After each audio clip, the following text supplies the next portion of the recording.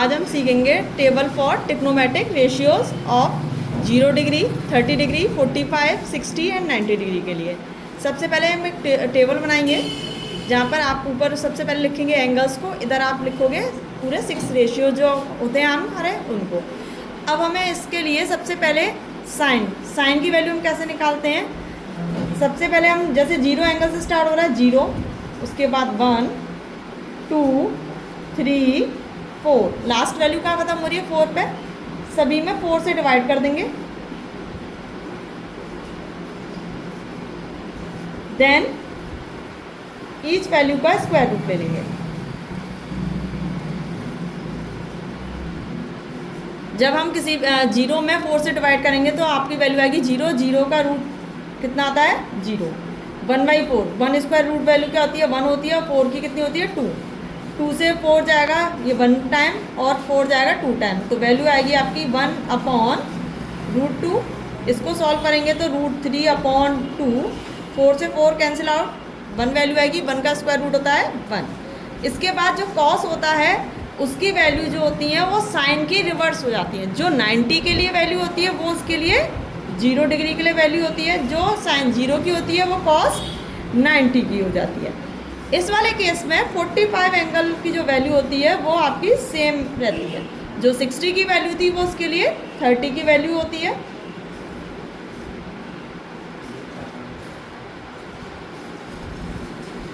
जो 30 की थी वो उसके 60 की वैल्यू होती है। अब बारी आती है 10 की वैल्यू। अब आती है आपकी 10 की वैल्यू के लिए। हम जानते हैं 10 आपका जो होता है वो होता है साइन अपॉन कॉस है, तो सेम आप उसकी वैल्यू से फाइंड आउट कर सकते हो। जैसे साइन की वैल्यू है 0, कॉस की वैल्यू है 1, 0/1 क्या आएगा आपका 0, तो साइन 0 डिग्री की वैल्यू कितनी होगी 0। अब हम निकालेंगे 30 के लिए, सेम है यही प्रोसेस आपको इसमें करना है, 1/2/√3/2, 2 से 2 कैंसिल आउट, आंसर आएगा आपका 1/√3। 1/√2 से 1/√2 कैंसिल होकर आंसर आएगा 1, √3/2 1/2, वैल्यू आएगी सॉल्व होके √3, 1/0, 1/0। जब हम किसी भी डिजिट में 0 से डिवाइड करते हैं तो उसकी वैल्यू आती है इनफाइनाइट, या आप बोलोगे उसे नॉट डिफाइंड। अब आती है कोसेक के लिए। कोसेक जो होता है वो साइन का रेसिप्रोकल होता है, तो कोसेक होगा आपका 1/sin है। तो जो इनकी वैल्यू इसका रेसिप्रोकल करना है आपको, जैसे साइन की वैल्यू 1/0, तो ये आ जाएगा आपका नॉट डिफाइंड।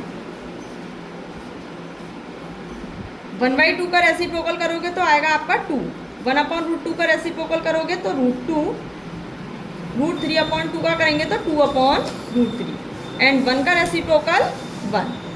कोसेक हो गया। देन इसके बाद आता है सेक।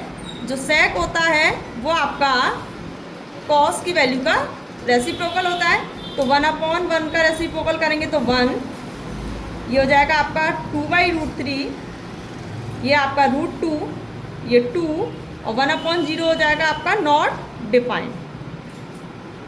या आप जो कोसेक की वैल्यू आई थी उसी का रिवर्स है ये। जो इसके लिए 90 होती है वो सेक में आपके 0 डिग्री की वैल्यू होती है, जो कोसेक में 0 की होती है वो इसके लिए 90 की होती है। cos 45 की वैल्यू सेम एज रहती है, जो 60 होती है वो इसके लिए 30 हो जाती है, और जो उसकी 30 की वैल्यू होती है कोसेक की वो सेक में 60 की होती है। अब रहता है आपका कॉट। कॉट जो होता है वो 10 की वैल्यू का रिवर्स होता है, रेसिप्रोकल 1/cot A। तो जो 10 की वैल्यू है उनका आपको क्या करना है रेसिप्रोकल करना है, 1/0 हो जाएगा आपका नॉट डिफाइंड। जो आपका 1/√3 हो जाएगा √3, 1 का रेसिप्रोकल 1, ये हो जाएगा आपका 1/√3, और 1/, ये आपका हो जाएगा 1/∞ आपका क्या होता है 0। या आप इसे ऐसे भी समझ सकते हो, जो 10 की वैल्यू थी उनका रिवर्स है इधर। जो 90 की वैल्यू थी वो कॉट के लिए 0 डिग्री होती है, जो 0 डिग्री होती है वो उसके लिए 90 की वैल्यू होती है। जो 45 है वो सेम एज रहती है, जो 60 होती है वो कॉट में 30 के लिए होती है, और जो 30 की वैल्यू होती है वो कॉट में 60 डिग्री के लिए होती है। इस तरीके से हम ये टेबल को प्रिपेयर कर लेते हैं। अभी हमने टेबल बनाना सीख लिया है, अब हम उसके यूज़ का करके